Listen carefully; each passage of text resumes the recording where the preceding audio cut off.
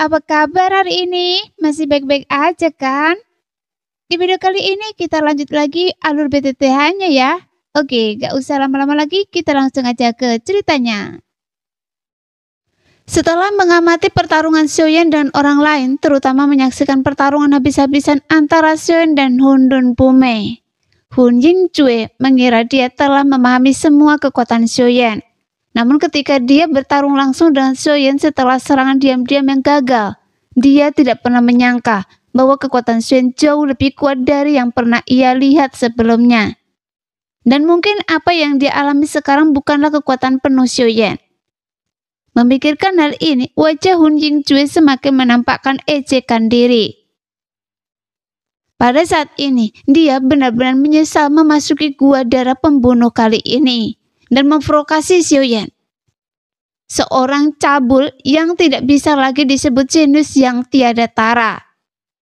Namun tidak ada obat penyesalan di dunia ini. Hari ini, bagaimana mungkin Xiaoyan yang telah merencanakan sejak lama membiarkan Hu Yingzue lolos begitu saja?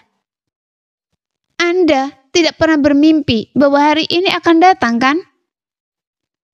Bagi seorang jenius seperti Hu Yingzue yang ahli dalam pembunuhan, penundaan 1 detik dapat menyebabkan perubahan yang tidak terduga. Dengan teriakan pelan, penguasa berat Xiaoyan memadatkan semua doki menjadi satu pukulan. Pada saat yang sama, Xiao Yi muncul dari kepala Xiaoyan atas sinyal Xiaoyan dan melemparkan serangkaian teratai api yang telah lama ditunggu. Kemunculan Xiao Yi yang tiba-tiba benar-benar memutus harapan terakhir Hu Yingzue. Tidak! Hu Yingzue tidak dapat melepaskan diri dari belenggu kekuatan jiwa. Pupil matanya menyusut berulang kali. Dia hanya dapat memusatkan sisa kekuatan tubuhnya pada belati untuk menari-nari di depannya dengan erat, berharap untuk memblokir pukulan fatal ini. Jelas, belati telah menjadi senjata eksklusif para pembunuh sejak zaman kuno. Meskipun pendek, ia dapat membunuh orang tanpa pertahanan. Namun, belati memiliki kelemahan fatal, yaitu hampir tidak mungkin menggunakannya untuk pertahanan. Ini mungkin salah satu alasan mengapa pembunuh itu mundur setelah serangan yang gagal. Di bawah serangan skala penuh Xiaoyan dan Xiao Yi, hasilnya tidak akan menegangkan. Belati dan penguasa berat itu bertabrakan hanya sesaat, dan Hu Yingzue merasakan sakit yang tajam di pergelangan tangannya. Kuku-kuku jarinya retak, darah mengalir keluar, dan belati itu terlepas dari tangannya. Kemudian, di bawah dampak kuat dari tebasan 1000 kaki tanpa bayangan, mata Hu Yingzue menjadi gelap. Tubuhnya terbang mundur mengenai perisai darah dan terpental dan keras. Menghadapi teratai api Xiao Yi yang luar biasa. Dengan teriakan melengking, Hu Yingzue berjuang di lautan api hanya beberapa kali, dan kemudian berubah menjadi tumpukan arang yang tertiup angin dan tersebar di antara langit dan bumi. Hu Yingzue, jenius tak tertanding dari klan iblis jiwa, tewas di tangan Xiaoyan dan tewas di gua darah pembunuhan, hanya menyisakan cincin yang bersinar dan benda seperti token berwarna putih keperakan. Akhirnya, seorang jenius tak tertandingi mati lagi.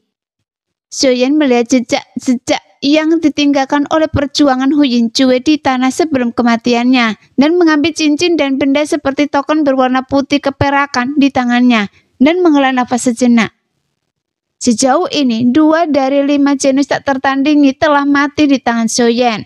Meskipun Zhenjian tidak mati, dia tidak berbeda dengan tidak berguna. Dengan kata lain, 3 jenius tak tertandingi telah disingkirkan oleh Xiaoyan dalam ilusi ini. Pada saat ini, Xiaoyan tiba-tiba merasa bangga. Semua saudara dan teman di benua Doki, apakah kalian melihatnya? Saya Xiaoyan tidak hanya berhasil mencapai Dodi di benua Doki, tetapi juga menciptakan dunia saya sendiri di benua Dodi. Suatu hari, saya Xiaoyan pasti akan melangkah ke puncak Dodi dan membuktikan kepada semua orang bahwa mereka yang datang dari benua Doki selalu yang terbaik. Xiaoyan penuh dengan kebanggaan dan tidak menyadari bahwa orang-orang yang datang di belakangnya berdiri di belakangnya dengan mata terbuka lebar, melihat pemandangan itu dengan tidak percaya. Ketika mereka tiba, mereka melihat bahwa pertempuran telah berakhir. Hun Bume, Nulong, Long Yi, dan Ji Wucheng semuanya tercengang. Meskipun Jin Wucheng dan Long Yi tahu bahwa orang yang tewas di tangan Xiaoyan adalah jenius tak tertandingi Hu Yinjue, yang juga merupakan kekhawatiran besar bagi mereka. Mereka tidak menyangka bahwa Xiaoyan dapat menyelesaikan masalah dengan begitu bersih dan rapi. Mereka begitu terkejut hingga sedikit tercengang. Tapi Nulong dan Hundun Bume sedikit bingung. Meskipun mereka belum pernah melihat pria yang menyerang Xiaoyan, mereka dapat mengetahui dari beberapa saat ketika dia bertarung dengan Xiaoyan bahwa dia jelas merupakan pembunuh kelas atas. Jelas, bukan tugas yang mudah untuk menyelesaikan pembunuhan seperti itu dalam beberapa tarikan nafas. Dan mereka pikir mereka tidak dapat melakukannya. Hal ini membuat mereka penasaran dengan identitas pria itu. Dan mereka juga memiliki penilaian yang lebih tinggi terhadap kekuatan Xiaoyan. Siapa pria itu?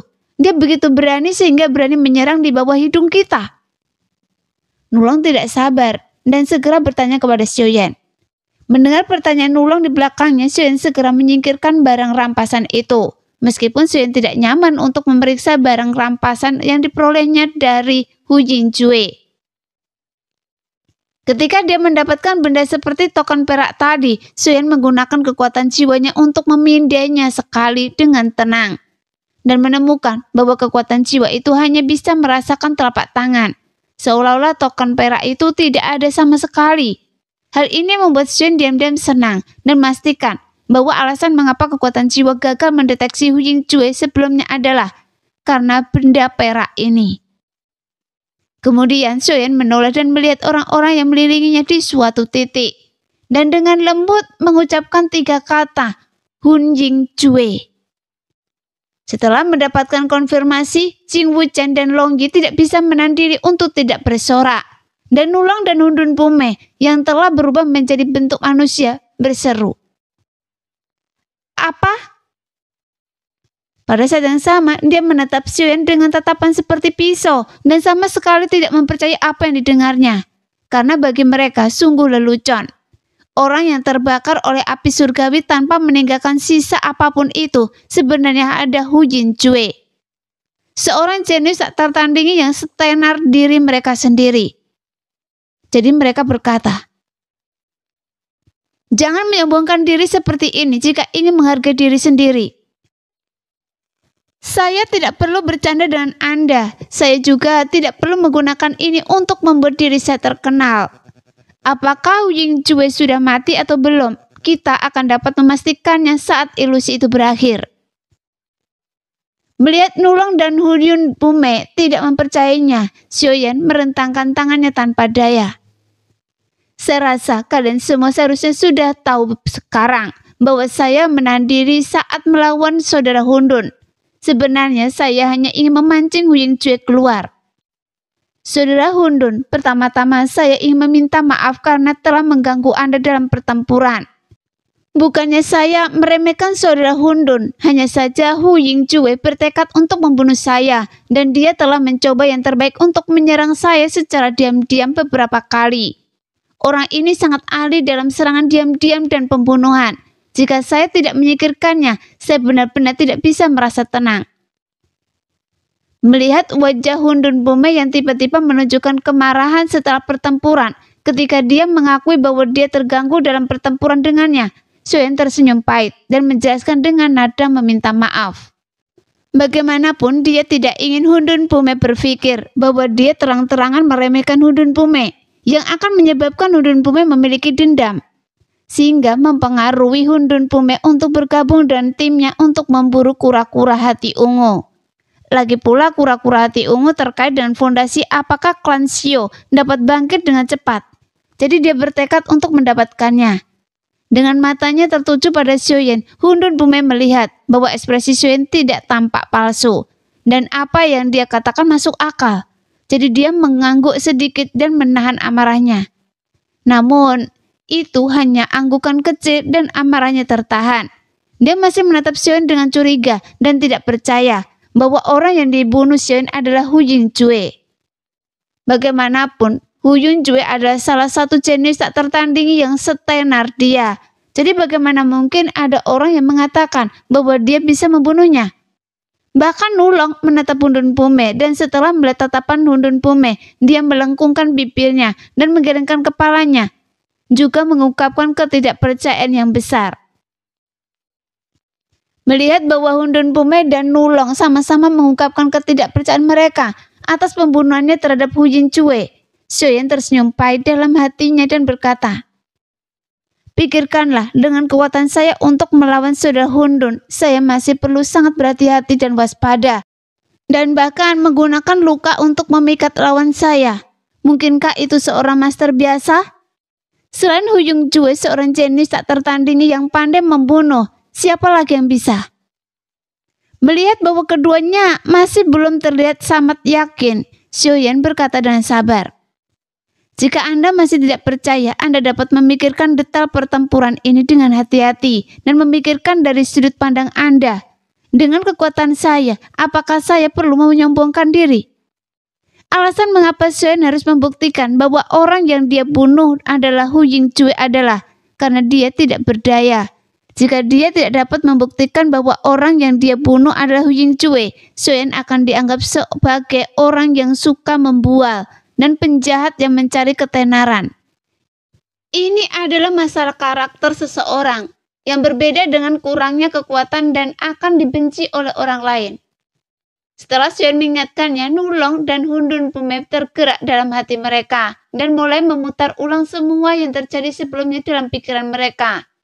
Saat mereka menempatkan diri mereka pada posisi pihak lain, mereka tidak dapat menahan diri untuk menarik napas dalam-dalam. Semakin mereka memikirkannya, semakin mereka menjadi takut. Jika mereka bertarung melawan seorang jenius tak tertandingi dengan nama yang sama, apakah mereka masih dapat mengalihkan perhatian mereka untuk merasakan segala sesuatu di sekitar mereka? Apakah mereka masih dapat merencanakan pertempuran mereka dengan hati-hati saat bertarung?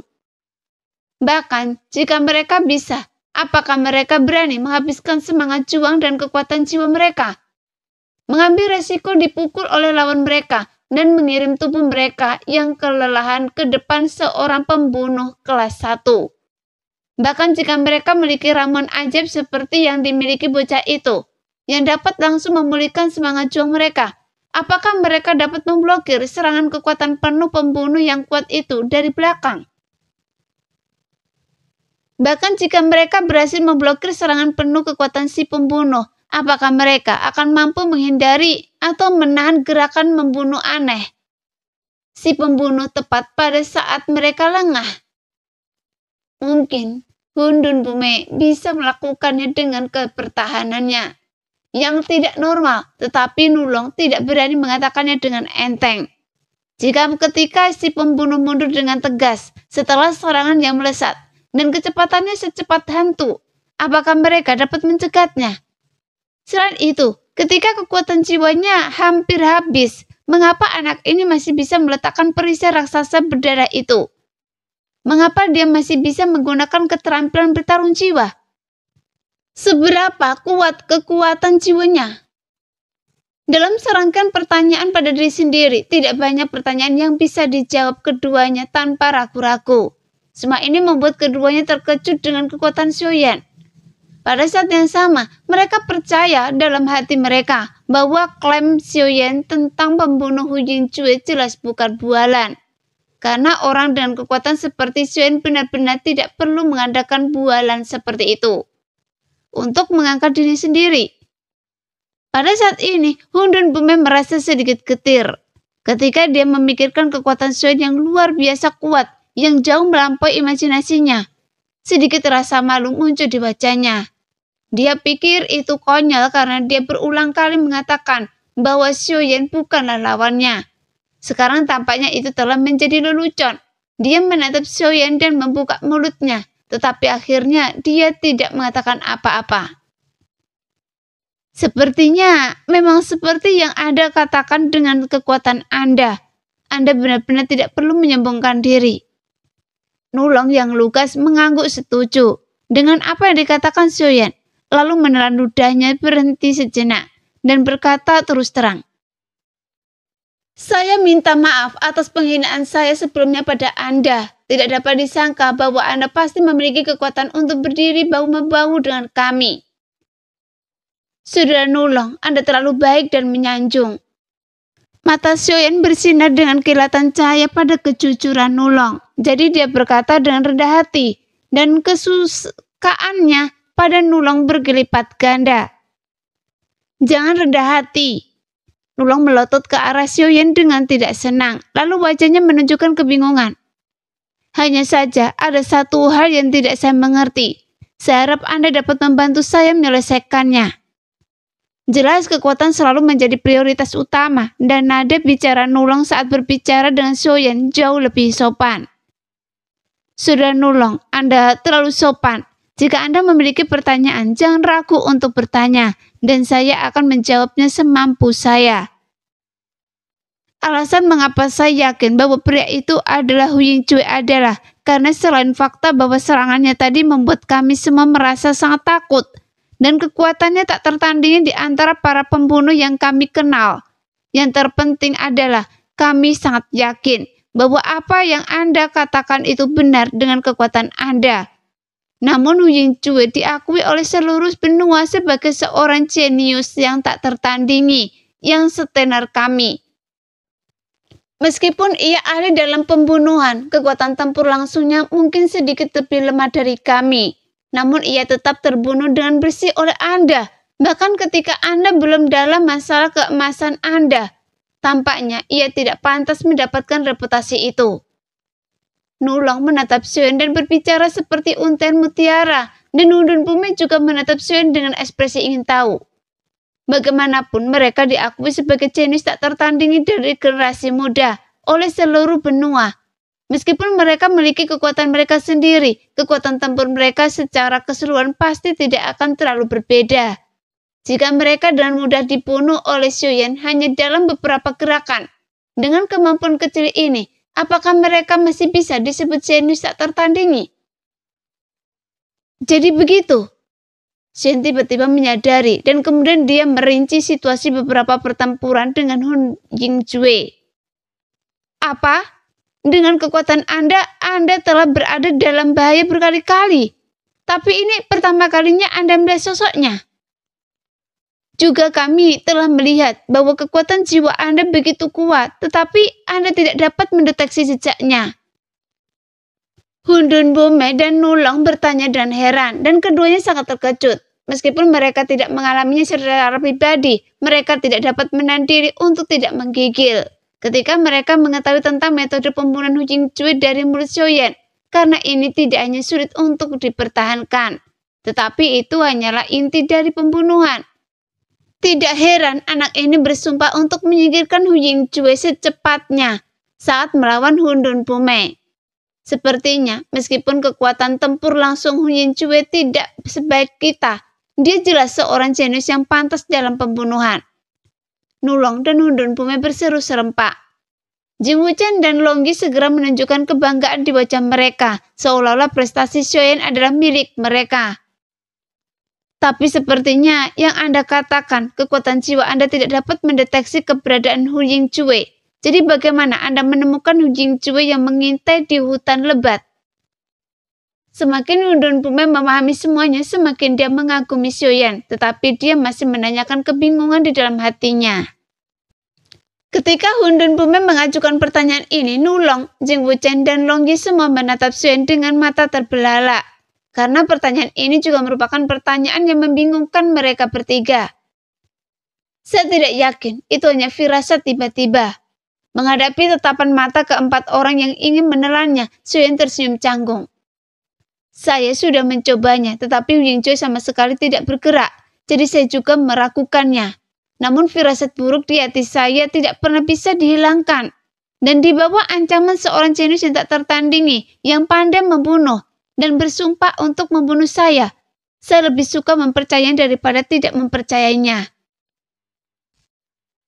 Dan hasilnya tidak mengecewakan saya. Hu Yingcui benar-benar bersembunyi di dekat sini, menunggu kesempatan terbaik untuk bergerak. Sioyen mengatakannya dengan ringan, tetapi hati keempat orang itu semuanya kacau balau. Jing Wuchen, Long Yi berteriak dalam hati bahwa mereka beruntung. Namun Nulong dan Hundun Pume berpikir sama sekali berbeda. Mereka tahu bahwa jika mereka tidak berpengalaman dalam ratusan pertempuran dan telah berhadapan dengan kematian berkali-kali, mereka tidak akan pernah memiliki rasa bahaya yang tidak diketahui. Siapapun yang benar-benar telah ditempa dalam hidup dan mati layak dihormati. Karena orang-orang seperti itu memiliki keberanian yang luar biasa, dapat memaksimalkan potensi mereka, dan dapat melangkah lebih jauh di jalan menuju puncak Dodi. Terlebih lagi setelah ujiannya gagal, dia tetap menolak untuk menyerah. Dan di bawah tekanan kuat Hundun Pume, dia dengan hati-hati menyusun rencana pembunuhan yang tidak dapat dideteksi oleh Hu Yingcui. Keberanian dan kebijaksanaan ini membuat Hundun Pume dan Nulong menatapnya dengan mata baru. Saya telah melihat terlalu banyak hal yang luar biasa dalam diri Anda, dan saya tidak pernah begitu terkejut dalam hidup saya seperti hari ini. Hundun Pume memuji Xiaoyan, lalu menunjuk Xiaoyan dengan sedang berbaring di kepala Xiaoyan dan berkata, "Ini kejutan lainnya. Kalau tidak salah, ini pasti roh api surgawi yang sangat langka, kan?" Roh api surgawi? Nulong diingatkan oleh Hundun Pume, lalu dia ingat bahwa dia telah mengabaikan benda kecil ini dalam serangkaian kejutan dan menatap Xiaoyi dengan penuh minat. Tapi mereka tidak tahu apakah Xiaoyi tidak senang dengan Nulong atau tidak tertarik pada Nulong. Tetapi dia berbalik dan mengarahkan pantat kecilnya ke Nulong. Ini membuat Nulong tidak bisa tertawa dan menangis. Dan yang paling membuatnya marah adalah dia tidak bisa dibandingkan dengan Xiaoyi. Bahkan Jing Wuchen dan Long Yi saling memandang dengan tersenyum pahit, kemudian menggelengkan kepala. Karena dalam ilusi, satu-satunya orang yang berani menunjukkan sikap seperti itu kepada seorang jenius tak tertandingi mungkin adalah Xiaoyi, dan tidak akan pernah ada yang lain. Bahkan Hundun Pume juga geli dan menggelengkan kepalanya sebelum melanjutkan. Kemampuan untuk memadatkan roh api surgawi tidak bergantung pada beberapa tinggi api surgawi itu, tetapi semuanya tergantung pada keberuntungan. Hundun Pume adalah seorang jenius yang tak tertandingi dari keluarga binatang iblis, jadi tentu saja dia tahu sedikit tentang roh api. Memang, saya belum pernah mendengar ada yang memilikinya. Xiaoyan mengangguk setuju. Nulong bahkan lebih terkejut. Dia tidak menyangka bahwa pria kecil yang masih meneteskan air liur ini memiliki latar belakang yang begitu hebat. Konon, katanya roh api surgawi itu setara dengan avatar eksternal api surgawi yang dapat mengendalikan api surgawi sendiri dan memadatkan api surgawi tanpa batas waktu. Memadatkan benda ini seperti menambahkan sayap pada seekor harimau. Sepertinya Anda memiliki hubungan yang dalam dengan api surgawi dan juga orang yang beruntung. Itu benar-benar hal yang patut dirayakan. Nulong terkejut dengan perkataan Hundun Pume dan bertanya dan heran. Saudara Hundun, maksud Anda si kecil ini tidak memerlukan proses kondensasi untuk membuat teratai api surgawi? Setelah Hundun Pume mengangguk mengiyakan, Nulong tertegun dan menatap Xiaoyi cukup lama tanpa berkata apa-apa, dan wajahnya menjadi serius. Dia teringat dengan adegan kekuatan Xiaoyi sebelumnya, dan pada saat yang sama berpikir bahwa kekuatan bertarung anak laki-laki itu sudah cukup menakjubkan. Jika si kecil yang menakutkan ini ditambahkan, maka bukankah Xiaoyan akan sangat kuat? Hundun Pume juga berpikir keras. Jika roh api ini membantu Anda saat Anda melawan saya, apa peluang saya untuk menang? Sesaat semua orang memikirkan sesuatu dan lapangan menjadi sunyi. Keheningan kerumunan membuat Xiaoyan sedikit tidak nyaman. Sekarang, setelah kekhawatiran besar itu hilang, Xiaoyan paling khawatir tentang kura-kura berarti ungu yang terkait dengan kebangkitan keluarga Xiu di masa depan. Jadi dia tidak bisa menahan diri untuk tidak memberikan saran. Saudara Hundun, sekarang masalahnya telah terpecahkan. Saya tidak punya hal lain untuk dilakukan. Haruskah kita melanjutkan pertempuran kita yang belum selesai? Bagaimana luka Anda? Hundun Pume tidak langsung setuju, tetapi bertanya tentang luka Xiaoyan. Jenius yang tak tertandingi itu memiliki kebanggaan sebagai seorang jenius yang tak tertandingi, dan Hundun Pume tidak mau memanfaatkan Xiaoyan. Tidak apa-apa, saya baru saja meminum ramuan dan saya masih bisa bertarung. Oke? Dalam hal ini, bagaimana mungkin saya, Hundun Pume, tidak menanggapi? Setelah menatap Xiaoyan dalam-dalam, mata Hundun Pume menyala dengan semangat juang yang mengamuk, dan segera menjauhkan diri. Dia mengangguk sedikit menunjukkan bahwa Xiaoyan dapat memulai. Xiaoyan memegang penguasa berat secara horizontal, dan semangat juang yang melonjak keluar dari tubuhnya. Nulong, Long Yi, dan Ji Wuchen segera bubar dan mundur beberapa mil, memberi ruang bagi keduanya untuk bertarung. Nulong menatap Xiaoyan yang momentumnya semakin kuat di lapangan. Dia mendesah dalam hatinya. Sialan, saya sangat terkejut tadi karena aku menanyakan ini dan itu. Mengapa saya lupa menanyakan nama anak ini? Orang yang luar biasa seperti itu jelas bukan orang yang tidak dikenal. Setelah pertempuran ini berakhir, saya harus bertanya dengan jelas. Pada saat ini, Hundun Pume langsung berubah menjadi tubuh aslinya dan meraung. Elemen tanah membentuk baju besi raksasa yang membungkus seluruh tubuhnya dan erat. Kemudian, dia menyerang Xiaoyan terlebih dahulu, karena dia sudah menganggap Xiaoyan sebagai lawan yang kuat. Hundun Pume tentu saja tidak akan meremehkan Xiaoyan lagi. Dia menyerang dengan seluruh kekuatannya, dan keempat kukunya memercikkan asap besar. Dia mendekati Xiaoyan dengan momentum yang tak terhentikan. Penindasan. Tubuh kekosongan seperti gunung kecil datang dengan kekuatan tanah longsor. Kebanggaan dari jiwa yang tak terkalahkan dalam darah Raja Binatang Iblis yang telah terkumpul selama puluhan ribu atau bahkan ratusan ribu tahun bagaikan embusan angin.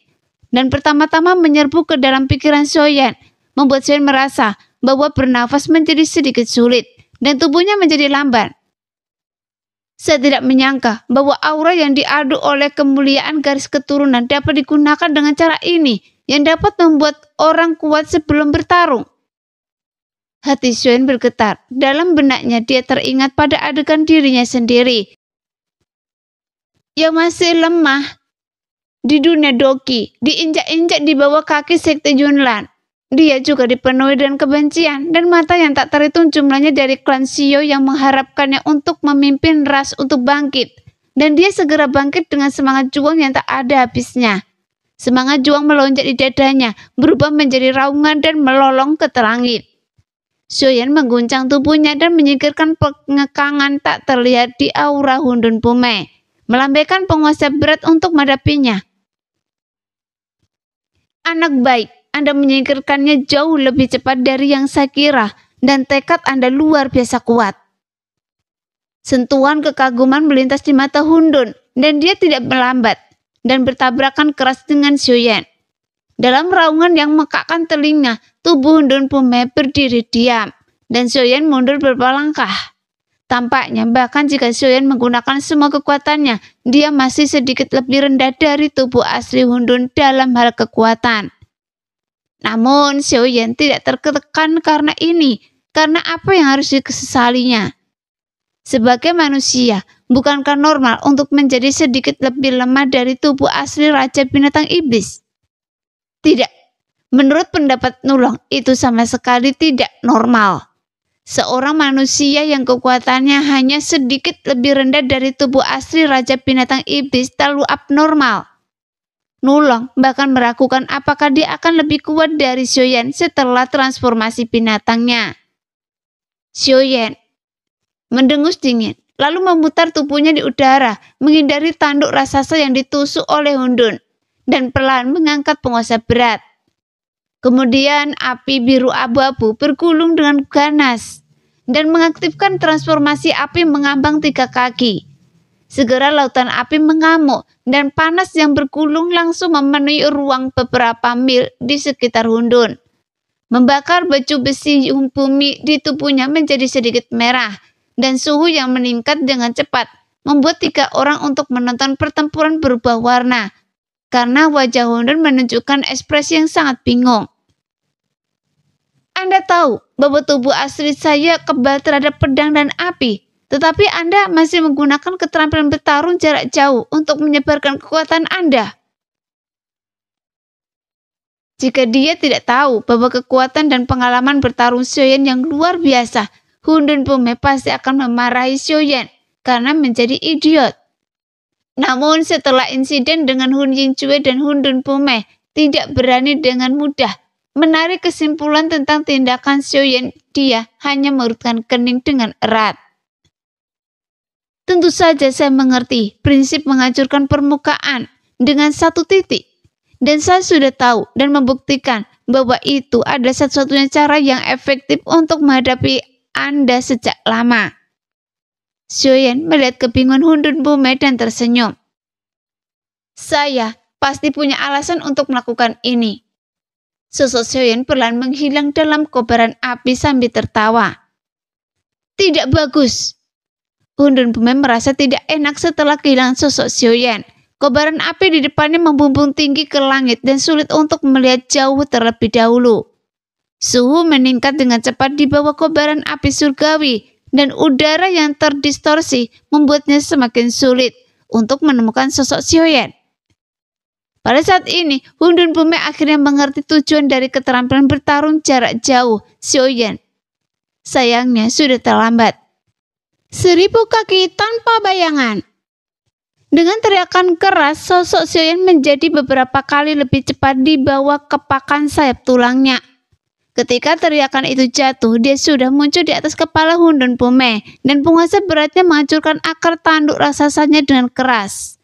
Meskipun tanduk raksasa adalah bagian terkeras dari tubuh sejati Hun Dunpume, tetapi bagian terkeras biasanya adalah yang paling rapuh, terutama akarnya. Dengan suara raungan keras, Hun Dunpume menghentakkan kakinya karena kesakitan dan menggunakan seluruh kekuatannya untuk melemparkan perisai roh pertempuran untuk mengejutkan Xiaoyan. Segera, riak-riak roh pertempuran yang tersebar membuat area di sekitar Hun Dunpume beberapa kaki menjadi vakum, sehingga mustahil bagi api langit untuk mendekatinya. Tapi Xiaoyan mundur setelah satu pukulan dan sosoknya tersembunyi di lautan api lagi. Setelah api menyebar untuk waktu yang lama, tetapi Xiaoyan masih belum muncul. Dilihat dari situasinya, sepertinya Xiaoyan tidak berdaya melawan Hun Dunpume, tetapi kenyataannya tidak demikian. Selain mengisolasi invasi api surgawi, Hun Dunpume juga harus waspada terhadap serangan diam-diam Xiaoyan yang merajalela. Dia harus mempertahankan perisai doki, yang berarti dia harus menghabiskan banyak doki, yang membuat Hun Dunpume mengeluh pahit. Terburu-buru keluar dan menjauh dari lautan api, namun bukannya Hun Dunpume tidak pernah memikirkannya, tetapi ketika dia memikirkan kecepatan Xiaoyan, dia menyerah dan tidak bisa menahan diri untuk mengutuk dalam hatinya. Anak sialan, kapan Anda mempelajari trik ini? Itu hanya untuk menekan kelemahan saya dalam kecepatan lambat. Jelas Xiaoyan baru saja memahami metode bertarung ini. Dia mendapat inspirasi dari pembunuhan tersembunyi Hu Yingcue. Tetapi Hu Yingcue meminjam lingkungan, sementara Xiaoyan menciptakan lingkungan itu sendiri. Xiaoyan juga tahu bahwa lautan apinya tidak dapat menjebak Hun Dunpume, tetapi dia sama sekali tidak khawatir tentang hal itu. Karena selama dia ada di sana dengan kecepatannya, kemanapun Hun Dunpume bergegas keluar, lautan apinya tidak akan berhenti. Dan Hun Dunpume tetap tidak akan dapat melarikan diri. Dan akhirnya akan kelelahan. Adapun ketiga orang yang menyaksikan pertarungan itu segera melihat petunjuknya. Setelah melihat bahwa kedua belah pihak telah terdiam untuk waktu yang lama. Pada saat ini, Jing Wuchen tidak dapat menahan diri untuk tidak memuji. Anda layak menjadi saudara Xiao. Setelah membunuh Hun Yingcue, duri dalam dagingnya, Anda mengubah gaya bertarung Anda yang sebelumnya dan berfokus untuk menguras semangat juangnya dan segera mengambil inisiatif dalam pertempuran. Jika Anda terus seperti ini, Hun Dunpume akan gelisah dan akan mengungkapkan kekurangannya cepat atau lambat.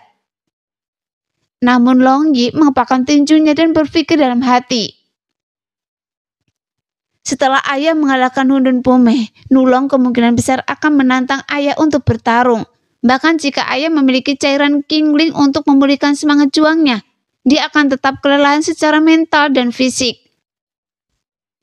Cara bertarung seperti ini adalah yang terbaik karena dapat meminimalkan konsumsi. Memikirkan hal ini, Long Yi mengangkat wajah kecilnya dengan senyum di bibirnya. Tapi Nulong tidak bisa tetap tenang. Dia menatap Suen dengan mata terbuka lebar dan ada ketakutan yang kuat di matanya. Sial, kemampuan bertarung anak ini sungguh tidak bisa diremehkan. Dia benar-benar menggunakan keunggulan gerakan tubuh dan kecepatannya untuk memainkan perang gesekan dengan keterampilan bertarung jarak jauh dari api surgawi. Meskipun tubuh asli saudara Hundun yang sangat kuat, sejauh yang saya tahu, semangat bertarung dan kekuatan fisik yang dibutuhkan untuk mempertahankan tubuh asli juga sangat terkuras. Semakin lama waktu berlalu, semakin tidak menguntungkan bagi saudara Hundun. Anak ini tidak diragukan lagi yang paling tepat untuk menggunakan metode bertarung ini untuk menghadapinya. Terlebih lagi, dia juga memiliki roh api surgawi. Jadi sekarang tampaknya jika saudara Hundun tidak memiliki kartu truf yang kuat, pertempuran ini mungkin sangat pesimis. Pada saat yang sama, Nulong memikirkan pertanyaan ini. Anak ini memiliki kekuatan bertarung yang luar biasa, kecepatan yang luar biasa, dan pikiran yang luar biasa. Jika saya melawannya, apa peluang saya untuk menang? Dia merasa sedih karena dia sama sekali tidak yakin, yang membuat wajahnya tampak sangat jelek. Masalah yang bisa dilihat Nulong, tentu saja Hundun Pume juga bisa memikirkannya. Dan dia juga tahu bahwa dia tidak bisa terus seperti ini. Sekarang, saya hanya bisa mengalahkannya dengan jurus pamungkas saya, saat saya bisa memadamkan lautan api dengan dogi saya. Kalau tidak, jika saya memberinya kesempatan, lautan api itu akan bangkit lagi, yang akan lebih merugikan saya. Pikiran Hundun Pume tiba-tiba menjadi bulat, dan cahaya oker pada tunduk raksasa itu mulai berkumpul. Dan ini adalah jurus pamungkas Hundun Pume. Menghancurkan udara dan menghancurkan emas. Jurus pamungkas ini adalah rahasia keluarga Hundun yang dapat menggabungkan elemen tanah, kekuatan darah, dan dogi menjadi satu. Jurus ini tidak dapat dihentikan. Jika terkena jurus ini, bahkan jika pertahanan musuh sekuat tubuh asli Hundun Pume, mereka tidak dapat menahannya. Dan satu-satunya kelemahan jurus pamungkas ini adalah butuh waktu terlalu lama untuk memadat. Namun begitu memadat, kecepatan penggunaannya akan sangat cepat. Sekarang, dalam perisai dogi, jurus ini terisolasi dari ancaman api surgawi. Demikianlah cerita hari ini. Kita lanjut lain hari ya guys. Bye-bye.